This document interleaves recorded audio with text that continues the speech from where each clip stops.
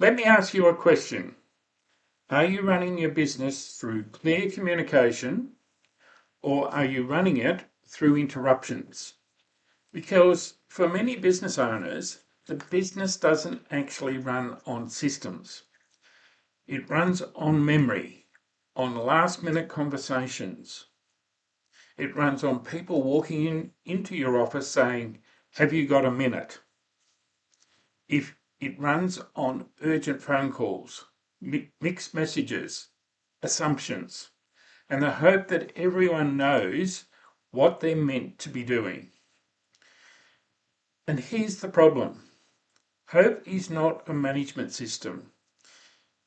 If your team only finds out what matters when something goes wrong, you don't have a communication rhythm, you have a reaction rhythm. And that reaction rhythm is expensive. It creates missed deadlines. It creates rework, quality issues, and frustration between team members. It creates customers chasing updates. And a reaction rhythm creates owners feeling like they have to be across everything because nothing seems to move properly unless they push it. So today, I want to talk about one of the simplest, most powerful leadership systems you can put into growing a business. Weekly meetings. Not long, boring meetings, not meetings for the sake of meetings, not meetings where everyone talks in circles and nothing changes. I'm talking about a weekly meeting rhythm that gives your team clarity, accountability, productivity, and quality control. Because when communication has a rhythm, the business starts to breathe differently. The team knows what matters. The owner stops being the message carrier. Problems get raised earlier and actions get followed through. Performance becomes visible. That's what moves a business from chaos to control. Now, I know what some business owners are thinking. Phil, my team already wastes enough time. I don't want more meetings.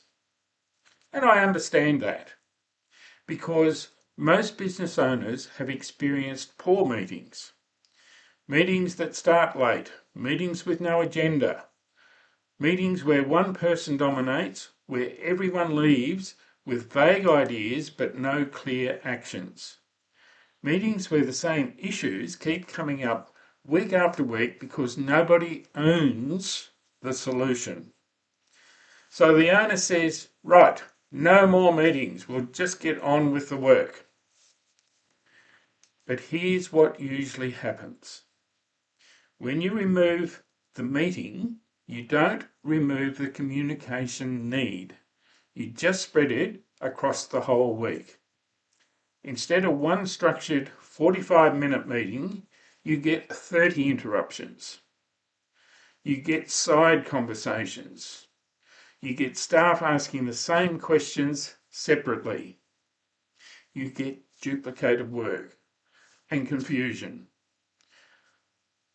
You get team members blaming each other because expectations were never made clear. So the question is not, can we afford to have a weekly meeting? The real question is, can we afford not to? Because a lack of communication never stays as a communication problem. It becomes a productivity problem. Then it becomes a quality problem. Then it becomes a customer problem. And then it becomes a profit problem. And by the time it shows up in your numbers, it has already been happening inside your team for weeks or even months. A weekly meeting rhythm is not about controlling people. It's about creating a leadership environment where people can take responsibility. And that's a big distinction. A lot of owners say they want their team to be more accountable, but the team doesn't have a clear rhythm for accountability.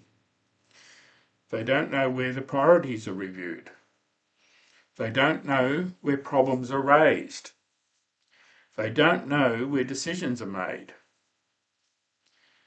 They don't know where commitments are captured. And they don't know when progress is checked.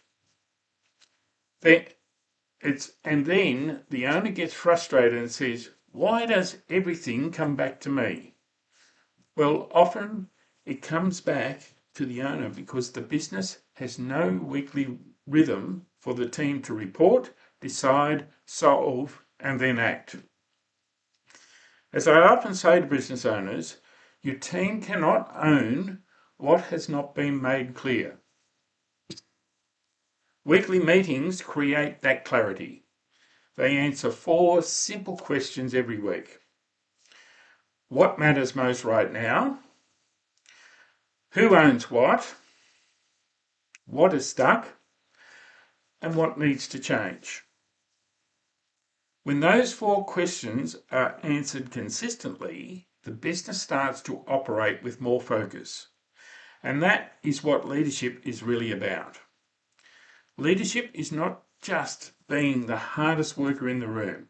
Leadership is creating the conditions where the right work gets done by the right people to the right standard.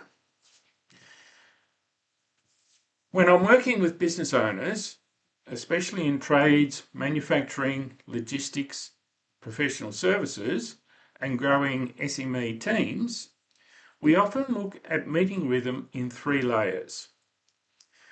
The first is the weekly leadership meeting. This is where the owner or senior leaders review the numbers, the priorities, team issues, customer issues, and key decisions. This meeting is about steering the business. The second is the weekly team meeting. This is where the broader team understands what matters this week, what changed, what standards need attention, and what wins should be recognised. This meeting is about alignment. The third in the week is the weekly one-on-one or check-in rhythm. This is where managers spend focused time with individual team members to review performance, support development, clear any roadblocks, and then strengthen accountability. This meeting is about coaching. Now, not every business needs all of these on day one. A team of 5 might start with 1 weekly team meeting. A business with 20 or 30 people might need a leadership meeting and department meetings. A large business might need a rhythm across management, operations, sales, customer service, and finance. But the principle is still the same. Communication must become structured before growth becomes sustainable. Because as the business grows, informal communication breaks down. The owner used to be able to turn around and tell everyone what was happening. But then the team grows, the jobs increase, and the customer base expands. The work becomes more complex and suddenly information sits in pockets.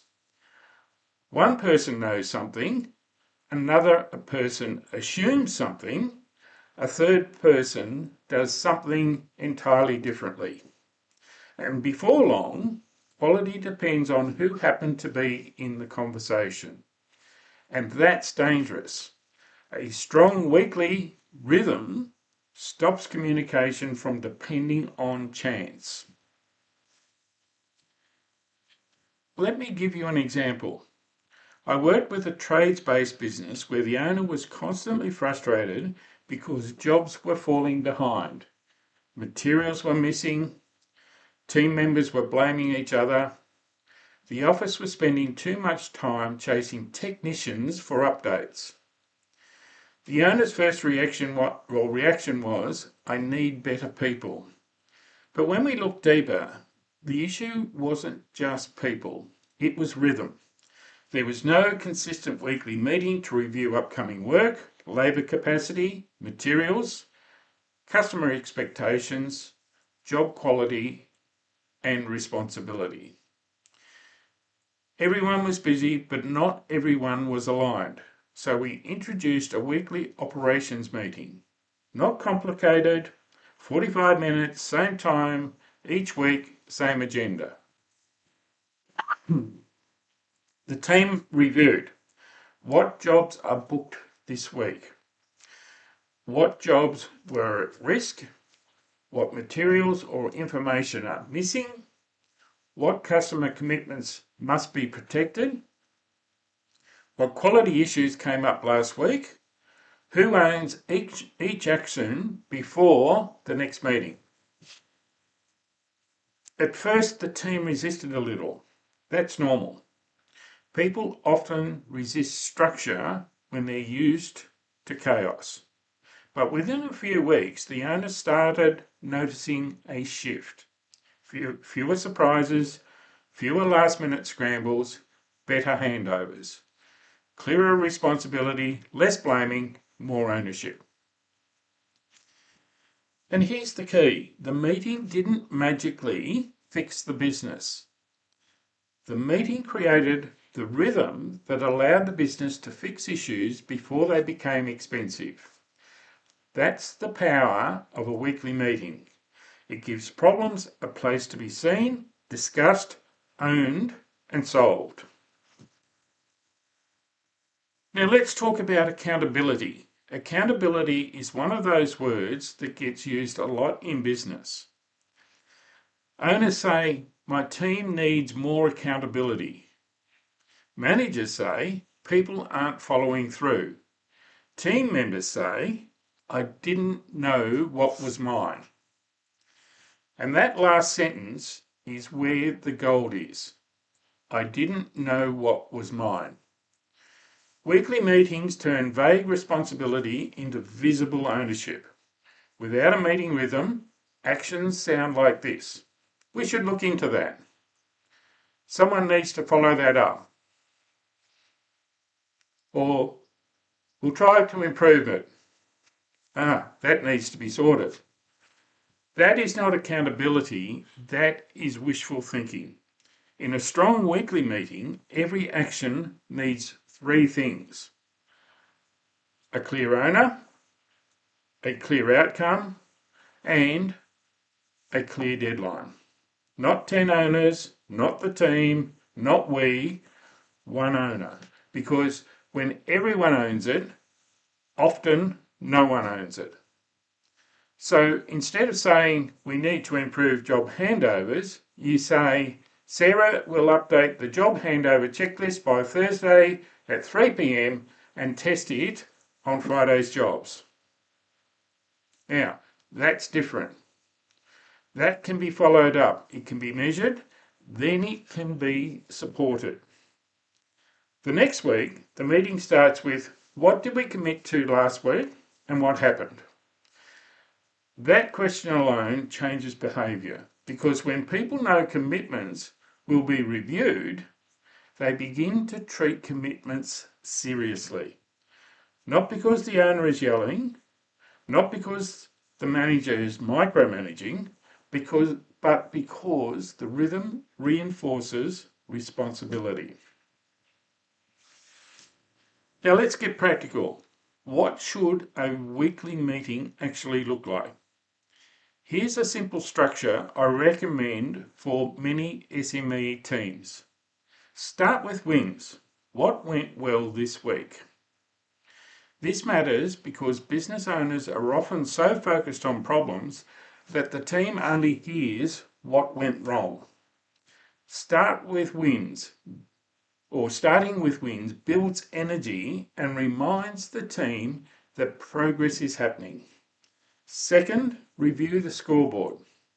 What numbers matter this week? This might include sales, leads, job completion rate, production output, customer complaints, gross margin, overdue work. Important one, rework. debtor days, delivery times, or quality checks. The numbers depend on the business, but the principle is this: what you measure, you can manage. If your team never sees the numbers, they cannot connect their behaviour to business performance. Third, review last week's actions. What was committed to? What was completed? If not, why not? This is not about blame, it's about ownership and learning. Fourth, identify issues and roadblocks. What is stuck? What's causing friction? What is slowing the team down? What customers' concerns need attention? And what system is breaking? This is where the business owner needs discipline. Don't turn every issue into a 30-minute debate. Capture the issue, decide whether it needs solving now, assign ownership, and then move forward. Fifth is confirm this week's priorities. What are the top 3 to 5 things that must happen this week? Not 25 things, 3 to 5. Because if everything is important, nothing is important. 6, assign actions. Every action must have an owner, outcome, and deadline. And finally, close with communication. What does the broader team need to know? What do customers need to be told? What needs to be documented? What needs to be followed up? That is a meeting that creates movement. Now, this is where I want to dig a little deeper. As a business owner, your attention, focus, and energy are some of your most valuable assets. Where you place them determines what improves. If your attention is always on today's fire, your business will keep producing fires. If your focus is always on doing the work yourself, your team will never learn to own the work. If your energy is always spent chasing people after the deadline has passed, you will stay stuck in reaction mode. Weekly meetings help you redirect your attention, focus, and energy to the right things. Your attention should go to the leading indicators. What are the early signs of problems? Are jobs slipping? Are complaints increasing? Are quotes not being followed up? Are team members unclear? An important one, that one. Are customers waiting too long? Are quality checks being skipped? Don't wait until the profit and loss tells you that there is a problem. Use the weekly meeting to spot the issue earlier. Your focus should go to priorities. What are the few things that will create the biggest improvement this week?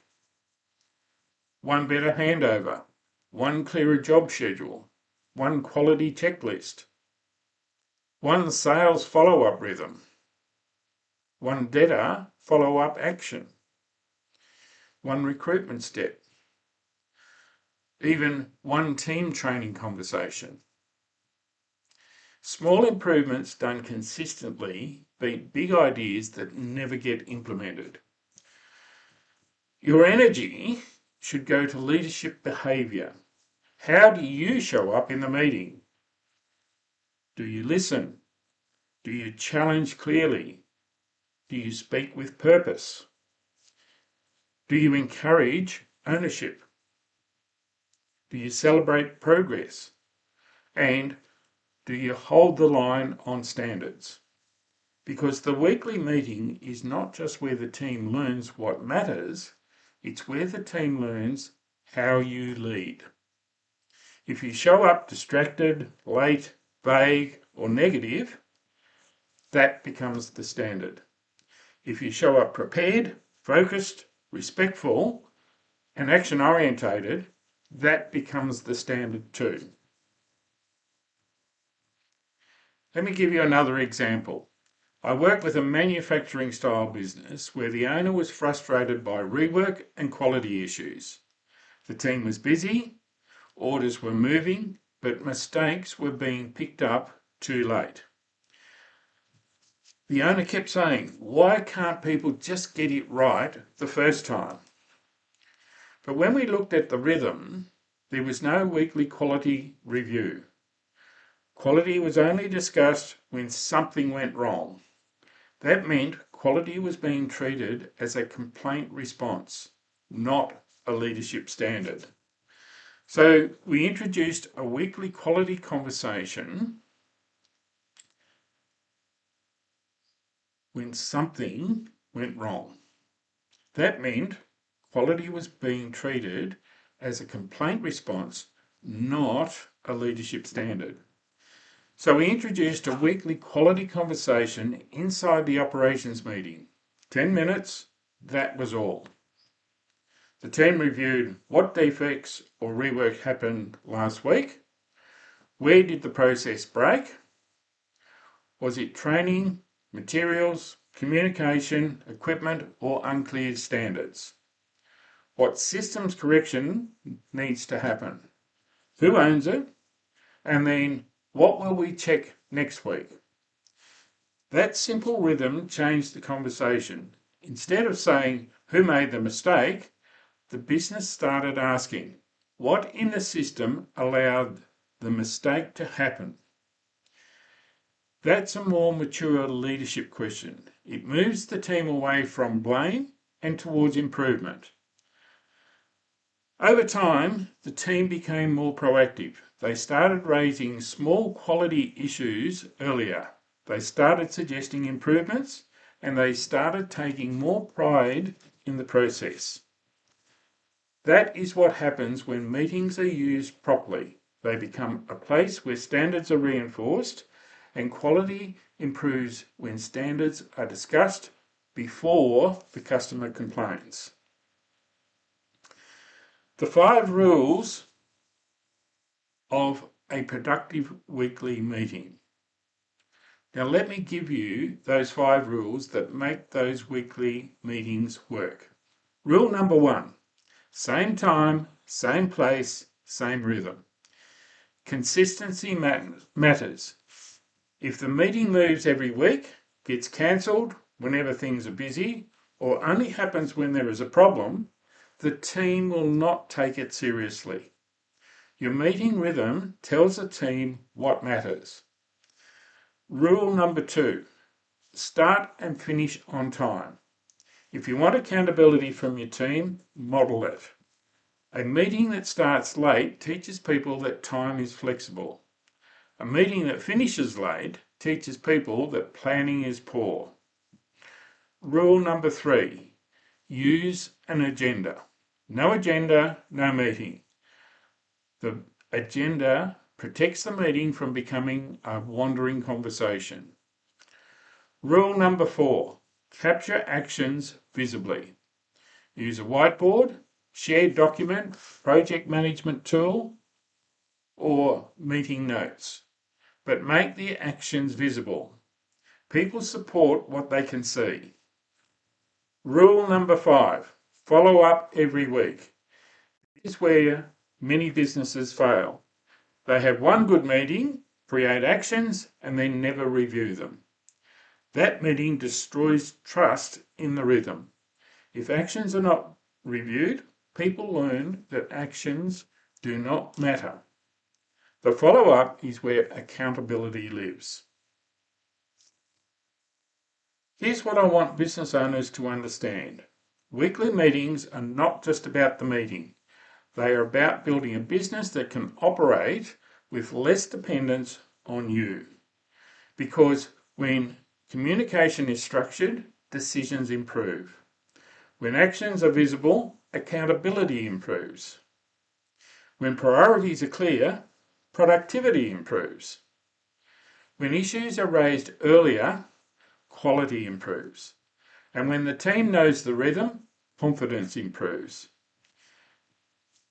And when the team becomes more confident, the owner gets more time and mental space to work on the business, not just in it.